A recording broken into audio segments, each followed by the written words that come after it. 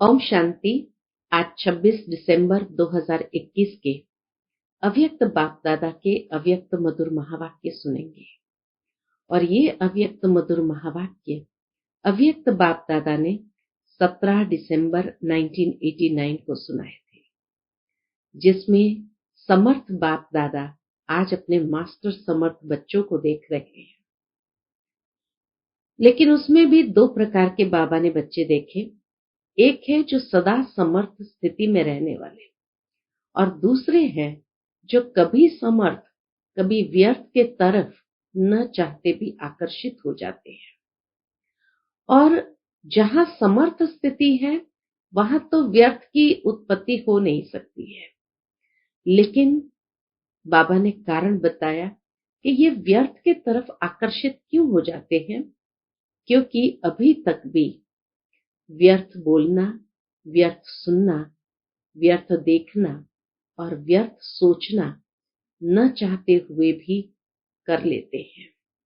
तो इसीलिए बाबा कहे व्यर्थ संकल्प उत्पन्न होते हैं। विकल्प तो मेजॉरिटी के अंदर समाप्त हो गए हैं, लेकिन व्यर्थ का कारण यही है। दूसरी बात बाबा ने कहा, बाप दादा ने अमृत वेले से लेकर रात्रि तक दिनचर्या को सेट करके दी है, लेकिन कभी कभी बच्चे उस दिनचर्या के हिसाब से चलते नहीं है, इसीलिए वो अपसेट हो जाते हैं। तीसरा कारण बाबा ने बताया कि बच्चे बाप के रूप में बाबा ने कई प्रकार की आज्ञा बच्चों को दी हुई है।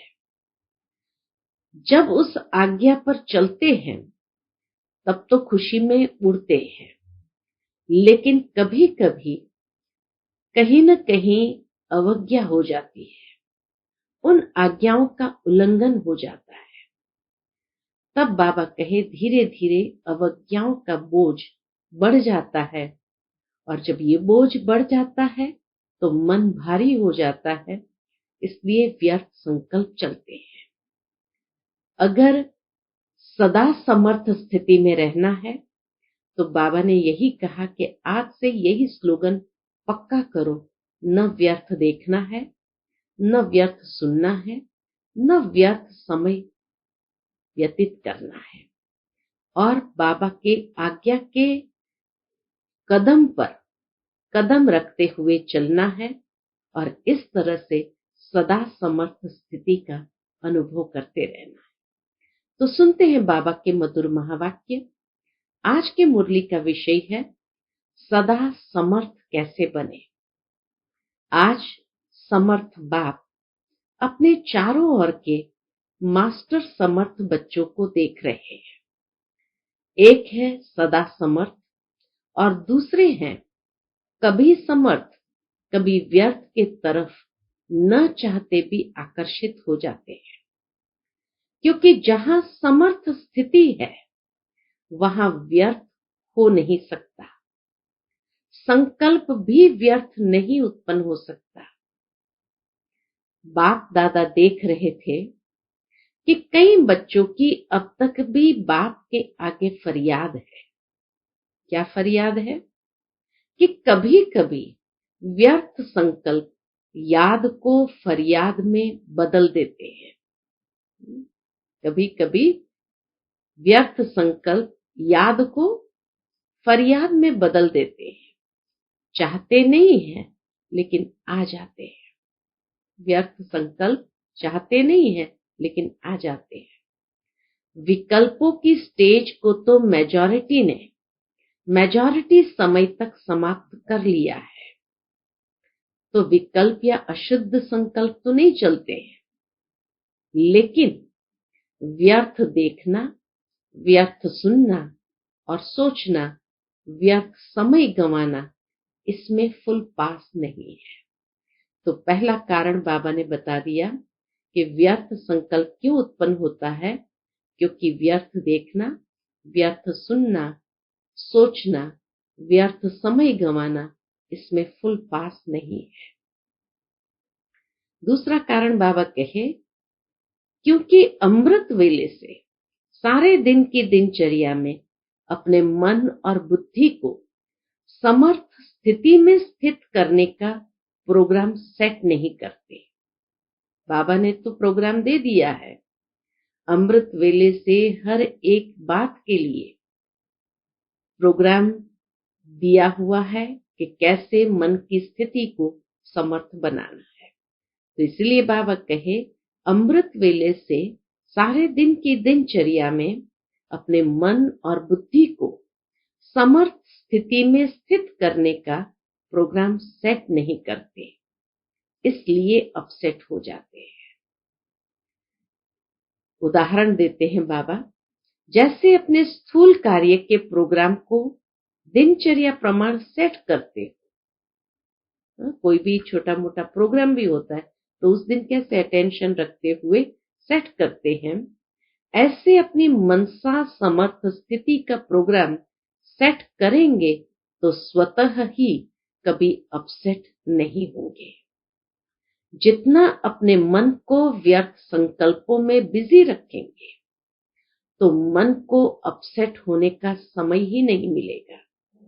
जितना ही अपने मन को समर्थ संकल्पों में बिजी रखेंगे, नेचुरल है जो बिजी रहेगा वो कभी अपसेट नहीं हो सकता, क्योंकि उसको समय ही नहीं मिलता है व्यर्थ के तरफ सोचने का।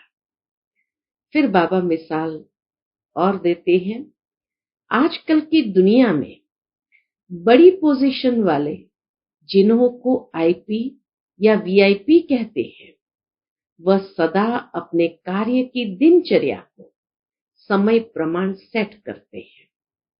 तो आप कौन हो? वह भले वीआईपी है, लेकिन सारे विश्व में ईश्वरीय संतान के नाते, ब्राह्मण जीवन के नाते आप कितने भी वी आगे लगा दो तो भी कम है, क्योंकि आपके आधार पर विश्व परिवर्तन होता है।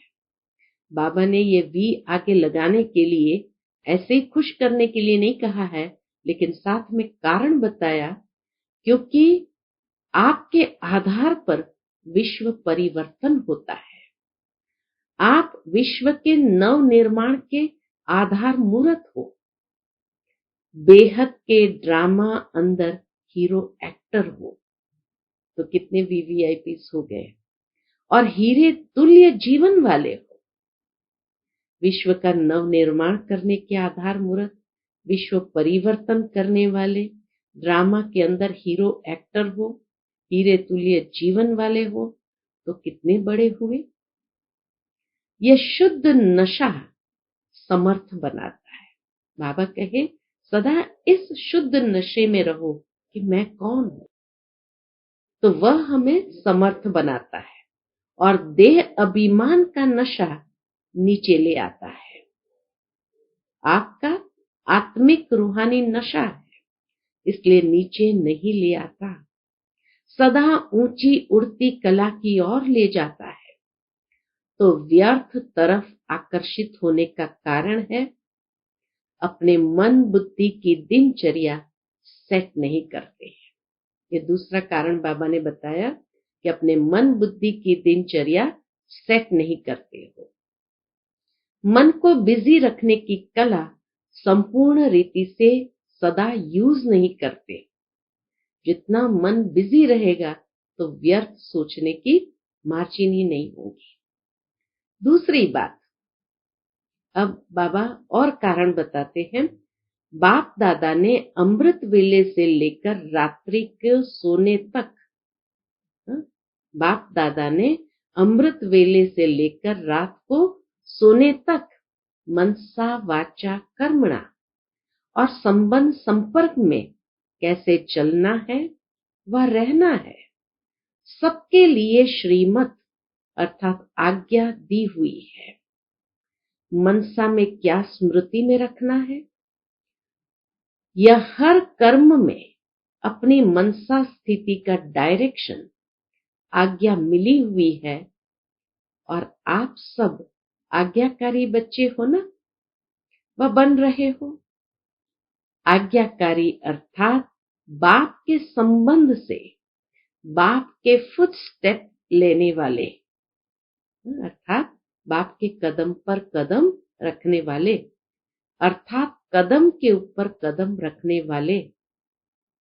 दूसरा नाता सजनियों का, बाबा कहे, और दूसरा नाता है सजनियों का। तो बाप की रीति से भी आज्ञा पर कदम रखकर चल सकते हैं, और दूसरा नाता है सजनियों का। तो सजनी भी क्या करती है, उनको क्या शिक्षा मिलती है, साजन के कदम ऊपर कदम रखकर चलो। तो आज्ञाकारी अर्थात बाप दादा के आज्ञा रूपी कदम पर कदम रखना, यह सहज है व मुश्किल है। कहाँ कदम रखे, ठीक है व नहीं, यह सोचने की भी जरूरत नहीं है सहज। लेकिन सारे दिन में चलते चलते कोई न कोई आज्ञा का उल्लंघन हो जाता है। बातें छोटी छोटी होती है, लेकिन अवज्ञा होने से थोड़ा थोड़ा बोझ इकट्ठा हो जाता है। आज्ञाकारी को सर्व संबंधों से परमात्मा दुआएं मिलती है। ये नियम है। जो आज्ञाकारी होते हैं, माता पिता के या जिस भी संबंध में देखा जाए, तो अंदर से दुआएं निकलती है। साधारण रीति भी कोई किसी मनुष्य आत्मा के डायरेक्शन प्रमाण हाजी कह करके कार्य करते हैं, तो जिसका कार्य करते उसके द्वारा उसके मन से उनको दुआएं जरूर मिलती है। ये नियम है दुनिया के अंदर भी, कि कोई भी हाजी करके अगर कार्य करते हैं और उस अनुसार चलते हैं, तो स्वतः ही दिल से उनके प्रति दुआएं निकलती है। यह तो परमात्मा दुआएं हैं। परमात्मा दुआओं के कारण आज्ञाकारी आत्मा सदा डबल लाइट उड़ती कला वाली होती है। साथ साथ आज्ञाकारी आत्मा को आज्ञा पालन करने के रिटर्न में बाप द्वारा विल पावर विशेष वरदान के रूप में, वर्षे के रूप में मिलती है। तो एक तो परमात्मा दुआएं मिलती है, दूसरा बाबा कहे बाप की आज्ञा पालन करने के रिटर्न में बाप तो सर्वसमर्थ है, तो विल पावर विशेष वरदान के रूप में, वर्षे के रूप में मिलती है। बाप सब पावर्स विल में बच्चों को देते हैं, इसलिए सब पावर्स सहज प्राप्त हो जाती है। तो ऐसे विल पावर प्राप्त करने वाली आज्ञाकारी आत्मा वर्षा, वरदान और दुआएं ये सब प्राप्त कर लेती है। वर्षा भी प्राप्त हो जाता, वरदान भी प्राप्त हो जाता, और दुआएं भी प्राप्त हो जाती है, क्योंकि आज्ञाकारी बन जाते हैं। जिस कारण सदा खुशी में नाचते, वाह वाह के गीत गाते उड़ते रहते हैं, क्योंकि उनका हर कर्म उनको प्रत्यक्ष फल प्राप्त कराता है। कर्म है बीज। जब बीज शक्तिशाली है तो फल भी ऐसा मिलेगा ना। तो हर कर्म का प्रत्यक्ष फल बिना मेहनत के स्वतः ही प्राप्त होता है। जैसे फल की शक्ति से शरीर शक्तिशाली रहता है, कोई भी फल खाओ तो उससे शरीर को भी शक्ति मिलती है। तो बाबा उदाहरण देते हैं, जैसे फल की शक्ति से शरीर शक्तिशाली रहता है, ऐसे कर्म के प्रत्यक्ष फल की प्राप्ति कारण आत्मा सदा समर्थ रहती है।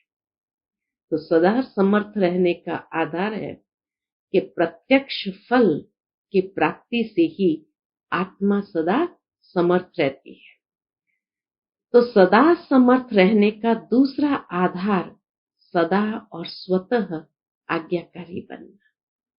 तो वो कर्म भी प्रत्यक्ष फल की प्राप्ति कराता, जिससे आत्मा समर्थ रहती है। ऐसी समर्थ आत्मा सदा सहज उड़ते हुए अपनी संपूर्ण मंजिल बाप के समीप स्थिति को प्राप्त करती है। तो व्यर्थ तरफ आकर्षित होने का कारण है अवज्ञा। तो ये बाबा ने विशेष बात बताई कि समर्थ आत्मा है तो सदा उड़ती कला का अनुभव करेंगे और अपने संपूर्णता की मंजिल पर जाएंगे, बाप के समीप स्थिति को प्राप्त कर लेंगे। तो व्यर्थ तरफ आकर्षित होने का कारण है अवज्ञा।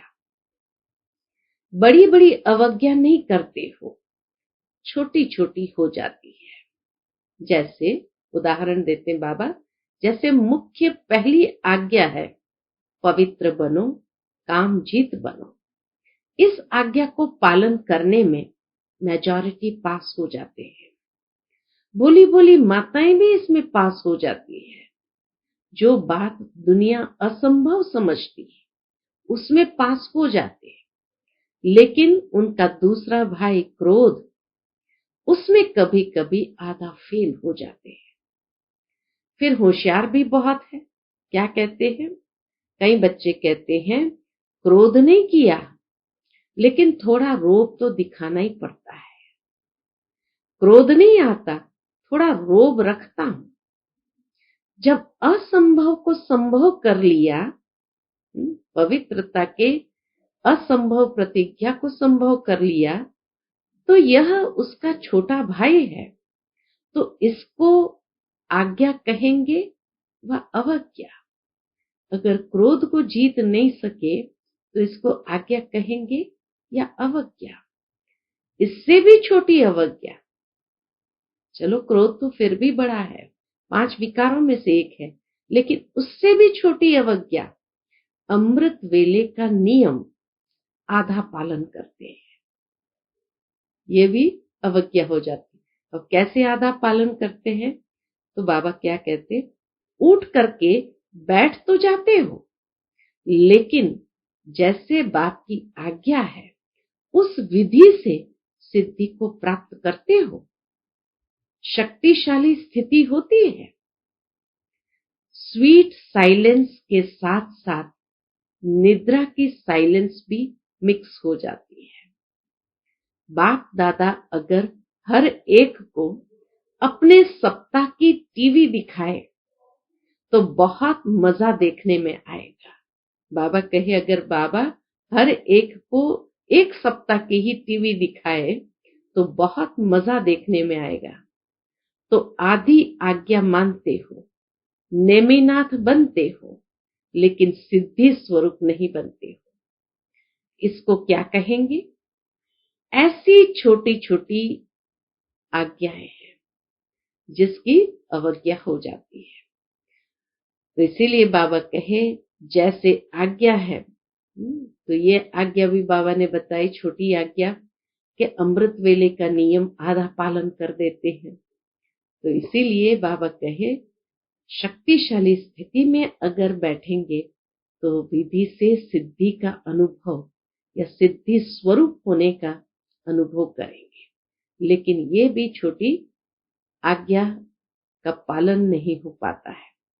फिर और आज्ञा बाबा ने बताई उससे भी छोटी, जैसे आज्ञा है किसी भी आत्मा को न दुख दो न दुख लो। इसमें भी दुख देते नहीं हो लेकिन ले तो लेते हो ना। व्यर्थ संकल्प चलने का कारण ही यह है, व्यर्थ दुख लिया। तो दुख लेना ये भी छोटी सी आज्ञा बाबा की पालन नहीं कर पाते हैं कि न दुख दो न दुख लो। तो देते नहीं हो लेकिन ले तो लेते हैं। तो इसीलिए बाबा कहे फिर व्यर्थ संकल्प तो चलेगा। सुन लिया तो दुखी हुए, सुनी हुई बात न चाहते भी मन में चलती है, ये क्यों कहा, ये ठीक नहीं कहा, ये नहीं होना चाहिए। व्यर्थ सुनने देखने की आदत मन को 63 जन्म से है। व्यर्थ सुनने देखने की आदत कितना समय से है, मन को 63 जन्मों से है। इसलिए अभी भी उस तरफ आकर्षित हो जाते हैं, इसलिए न चाहते हुए भी पिछले जन्मों की आदत होने कारण उस तरफ आकर्षित हो जाते हो। छोटी छोटी अवज्ञाएं मन को भारी बना देती है और भारी होने के कारण ऊंची स्थिति की तरफ उड़ नहीं सकते। भारी हो जाएंगे तो उड़ना असंभव है। ये बहुत गुह्य गति है। बाबा ने सूक्ष्म से सूक्ष्म ये अवज्ञा की गुह्य गति बताई है। जैसे पिछले जन्मों के पाप कर्म बोझ के कारण आत्मा को उड़ने नहीं देते, ऐसे इस जन्म की छोटी छोटी अवज्ञाओं का बोझ जैसी स्थिति चाहते हो वैसे अनुभव करने नहीं देता। इसीलिए जब कोई कहते हैं व्यर्थ संकल्प बहुत चलते हैं या योग लगाने बैठते हैं लगता नहीं है, तो उसका कारण आज बाबा ने स्पष्ट कर दिया कि इस जन्म की छोटी छोटी अवज्ञाओं का बोझ जैसी स्थिति चाहते हो वैसे अनुभव करने नहीं देते। हाँ, पिछले जन्मों का पाप कर्म का बोझ भी आत्मा को उड़ने नहीं देता है, लेकिन इस जन्म की भी छोटी छोटी अवज्ञाओं का बोझ जैसी स्थिति चाहते वैसे अनुभव करने नहीं देता। ब्राह्मणों की चाल बहुत अच्छी है। बाप दादा पूछते हैं कैसे हो, तो सभी कहेंगे बहुत अच्छे हैं, ठीक है। फिर जब पूछते हैं कि जैसी स्थिति होनी चाहिए वैसी है, तो चुप हो जाते हैं। इस कारण यह अवज्ञा का बोझ सदा समर्थ बनने नहीं देता। तो आज यही स्लोगन याद रखना। आज बाबा एक स्लोगन दे देते हैं जो सदा याद रखना। न व्यर्थ सोचो, न देखो, न व्यर्थ सुनो, न व्यर्थ बोलो, न व्यर्थ कर्म में समय गंवाओ। ये स्लोगन बाबा ने बच्चों को दिया। आप बुराई से तो पार हो गए, अब ऐसे आज्ञाकारी चरित्र का चित्र बनाओ। कितनी सुंदर बात कही, ऐसे आज्ञाकारी चरित्र का चित्र बनाओ। इसको कहते हैं सदा समर्थ आत्मा। अच्छा, सभी टीचर्स आर्टिस्ट हो ना। बाबा के सन्मुख टीचर्स बैठी थी तो बाबा कहे सभी टीचर्स आर्टिस्ट हो, चित्र बनाना आता है, अपना श्रेष्ठ चरित्र का चित्र बनाना आता है ना। तो बड़े से बड़े चित्रकार वही है जो हर कदम में चरित्र का चित्र बनाते रहते हैं। इसी चरित्र का चित्र बनाने कारण ही आपके जड़ चित्र आधा कल्प चलते हैं। तो टीचर्स अर्थात बड़े से बड़े चित्रकार अपना भी चित्र बनाते और अन्य आत्माओं को भी चित्रकार बना देते हो। दूसरे भी फॉलो करते हैं तो उनका भी चित्र बना देते हो। औरों के भी श्रेष्ठ चरित्र बनाने के निमित्त टीचर्स हो, इसी में ही बिजी रहते हो ना।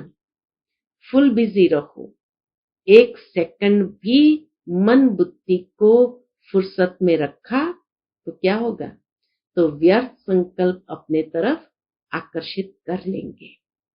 सुना है ना कि सेवा का प्रत्यक्ष फल सदा प्राप्त हो, यही निशानी है सदा आज्ञाकारी आत्मा की। कभी सेवा का फल प्रत्यक्ष मिलता और कभी नहीं मिलता, इसका कारण कोई न कोई अवज्ञा होती है। फिर बाबा कहे टीचर्स अर्थात अमृत वेले से लेकर रात तक हर आज्ञा के कदम पर कदम रखने वाली ऐसी टीचर्स हो। वह कभी कभी अलबेलापन आ जाता है, अलबेला नहीं बनना, जिम्मेवारी के ताजधारी हो। कभी ताज भारी लगता है तो उतार देते हैं। आप उतारने वाले तो नहीं हो ना। दुनिया में तो किसी को ताज भारी लगता तो उतार देते हैं। बाबा कहे आप उतारने वाले तो नहीं हो ना। सदा आज्ञाकारी माना, सदा जिम्मेवारी के ताजधारी। टीचर्स तो सब है, लेकिन इसको कहते हैं योग्य टीचर, योगी टीचर। और विशेषता बताई बाबा ने, टीचर्स कभी कंप्लेन नहीं कर सकती, औरों को कंप्लीट करने वाली हो, कंप्लेन करने वाली नहीं। कभी ऐसे पत्र तो नहीं लिखती हो ना, क्या करे, हो गया, होना तो नहीं चाहिए, वह तो समाप्त हो गया ना। सुनाया था, पत्र लिखो जरूर, मधुबन में पत्र जरूर भेजो, परंतु मैं सदा ओके हूं। बस ये 2 लाइन लिखो। पहले भी बाबा ने मुरली में बताया है कि मधुबन में लंबे लंबे पत्र नहीं लिखो। अभी सबके पास कोई पढ़ने का टाइम नहीं होता है, तो इसीलिए 2 अक्षर लिखो, मैं सदा ओके हूं। बस ये 2 लाइन लिखो। पढ़ने वालों को भी टाइम नहीं, फिर कंप्लेन करते कि पत्र का उत्तर नहीं आया। वास्तव में आप सबके पत्र का उत्तर बाप दादा रोज की मुरली में देता ही है। बच्चों का हर संकल्प का उत्तर बाबा मुरली के अंदर देता ही है। आप लिखेंगे ओके, और बाप दादा ओके के रिटर्न में क्या कहते, याद प्यार और नमस्ते। आप लिखेंगे ओके और बाप दादा ओके के रिटर्न में कहते याद प्यार और नमस्ते। वही आत्मा याद प्यार और नमस्ते स्वीकार कर सकती है जो सदा ओके होती है। तो यह रिस्पॉन्ड हुआ ना, समय को भी बचाना है ना। सेवा समाचार भी शॉर्ट में लिखो, तो समय की भी इकोनॉमी, कागज की भी इकोनॉमी, पोस्ट की भी इकोनॉमी हो सकती है ना। पत्र 3 पेज में भी लिखा जा सकता है। कोई विस्तार से लिखने का डायरेक्शन मिलता है तो भल लिखो, लेकिन 2 लाइन में भी अपनी गलती की क्षमा ले सकते हो। छिपाओ नहीं, लेकिन शॉर्ट में लिखो। कितना अच्छा बाबा बच्चों को हल्का भी करते हैं और डायरेक्शन भी देते हैं।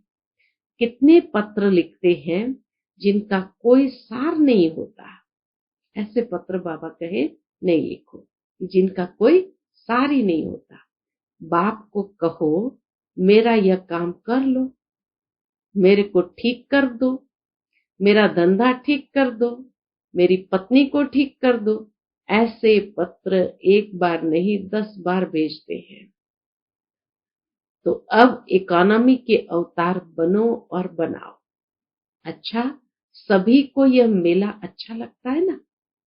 दुनिया वाले कहते 2 दिन का मेला, और आपका 4 दिन का मेला है। सभी को पसंद है ना ये मेला।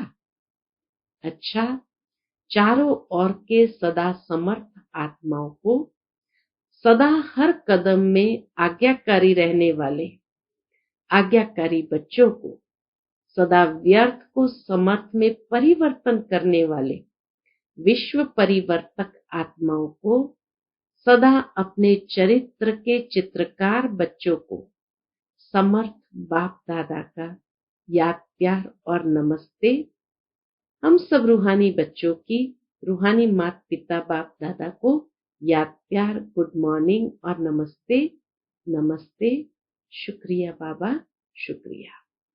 अव्यक्त बाप दादा की जोन वाइज बच्चों से मुलाकात है, उसमें विशेष बॉम्बे और गुजरात ग्रुप है। बेहद बाप के अर्थात बेहद के मालिक के बालक है, ऐसे समझते हो। बेहद के मालिक के बालक है, ऐसे समझते हो। बालक सो मालिक होता है, इसलिए बाप दादा बच्चों को मालेकम सलाम कहते हैं। बेहद बाप के बेहद के वर्षे के बालक सो मालिक हो, तो बेहद के वर्षे की खुशी भी बेहद होगी ना। बाप बच्चों को अपने से भी आगे रखते हैं। विश्व के राज्य का अधिकारी बच्चों को बनाते हैं, खुद तो नहीं बनते। तो वर्तमान और भविष्य दोनों अधिकार मिल गए और दोनों ही बेहद है। सतयुग में भी हदें तो नहीं होगी ना, न भाषा की, न रंग की, न देश की। यहाँ तो देखो कितनी हदें हैं। बेहद के आकाश को भी हदों में बांट दिया है। वहां कोई हद नहीं होती है। सतयुग में कोई हद नहीं होती, तो बेहद का राज्य भाग्य हो गया। लेकिन बेहद का राज्य भाग्य प्राप्त करने वालों को पहले इस समय अपनी देह की हद से परे जाना पड़ेगा। बाबा कहे बेहद का राज्य भाग्य लेना है तो पहले इस समय अपनी देह की हद से पार जाना पड़ेगा। अगर देह भान की हद से निकले तो और सभी हद से निकल जाएंगे। इसलिए देह भान की हद से निकलना है। इसलिए बाप दादा कहते हैं पहले देह सहित देह के सब संबंधों से न्यारे बनो। पहले देह फिर देह के संबंधी। तो इस देह के भान की हद से निकले हो, न्यारे प्यारे बने हो, पूछते बाप दादा। क्योंकि देह की हद कभी भी ऊपर नहीं ले जाएगी। देह मिट्टी है, मिट्टी सदा भारी होती है। इसलिए देह भान में अगर रहेंगे तो भारीपन आएगा। कितनी सुंदर तरीके से बाबा ने ये बात स्पष्ट की कि देह मिट्टी है, मिट्टी सदा भारी होती है। कोई भी चीज मिट्टी की होगी तो भारी होगी ना। यह देह तो पुरानी मिट्टी है, इसमें फंसने से क्या मिलेगा? कुछ भी नहीं। तो सदा यह नशा रखो कि बेहद बाप और बेहद वर्षे का बालक सो मालिक हूं। जब बालक बनना है उस समय मालिक नहीं बनो, और जब मालिक बनना है उस समय बालक नहीं बनो। बैलेंस से चलना है, बालक सो मालिक। अब कब ये बैलेंस कैसे रखना है बाबा सिखाते हैं। जब कोई राय देनी है, प्लान सोचना है, कुछ कार्य करना है तो मालिक होकर करो। लेकिन जब मेजॉरिटी द्वारा या निमित्त बनी हुई आत्मा द्वारा कोई भी बात फाइनल हो जाती है तो उस समय बालक बन जाओ, उस समय मालिक नहीं बनो।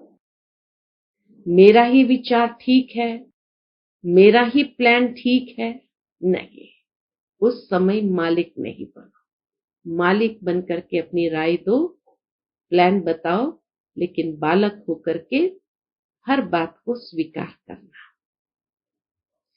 फिर बाबा कहे किस समय राय बहादुर बनना है और किस समय राय मानने वाला बनना है। जिसको यह तरीका आ जाता है वह कभी नीचे ऊपर नहीं होता। वह पुरुषार्थ और सेवा में सफल रहता है। अपने को मोल्ड कर सकता है, अपने को झुका सकता है। झुकने वाले को सदैव ही सेवा का फल मिलता है, और अपने अभिमान में रहने वाले को सेवा का फल नहीं मिलता है। तो सफलता की विधि है बालक सो मालिक। समय पर बालक बनना, समय पर मालिक बनना, यह विधि आती है।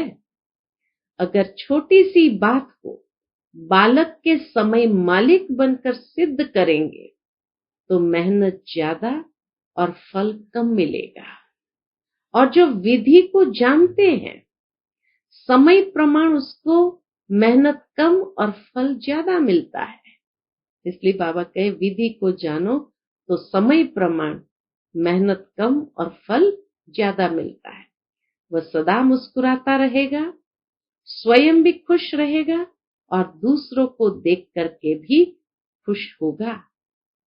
सिर्फ मैं बड़ा खुश रहता हूं यह नहीं, लेकिन खुश करना भी है, खुश रहना भी है, तब राजा बनेंगे। अपने को मोल्ड करेंगे तो गोल्डन एज का अधिकार जरूर मिलेगा। अच्छा, आज का बाप दादा का हम बच्चों के प्रति मधुर वरदान है, स्थूल और सूक्ष्म दोनों रीति से स्वयं को बिजी रखने वाले। माया जीत विजयी भव। स्थूल और सूक्ष्म दोनों रीति से स्वयं को बिजी रखने वाले मायाजीत विजयी भव। स्वयं को सेवाधारी समझ अपनी रुचि उमंग से सेवा में बिजी रहो। बाबा कहे स्वयं को सेवाधारी समझ अपनी रुचि उमंग से सेवा में बिजी रहो तो माया को चांस नहीं मिलेगा। जब संकल्प से बुद्धि से चाहे स्थूल कर्मणा से फ्री रहते हो तो माया चांस ले लेती है, लेकिन स्थूल और सूक्ष्म दोनों ही रीति से खुशी खुशी से सेवा में बिजी रहो तो खुशी के कारण माया सामना करने का साहस नहीं रख सकती। इसलिए स्वयं ही टीचर बन बुद्धि को बिजी रखने का डेली प्रोग्राम बनाओ तो माया जीत विजयी बन जाएंगे। आज का स्लोगन है, निश्चय और फलक से कहो बाबा मेरे साथ है तो माया समीप आ नहीं सकती। निश्चय और फलक से कहो बाबा मेरे साथ है तो माया समीप आ नहीं सकती।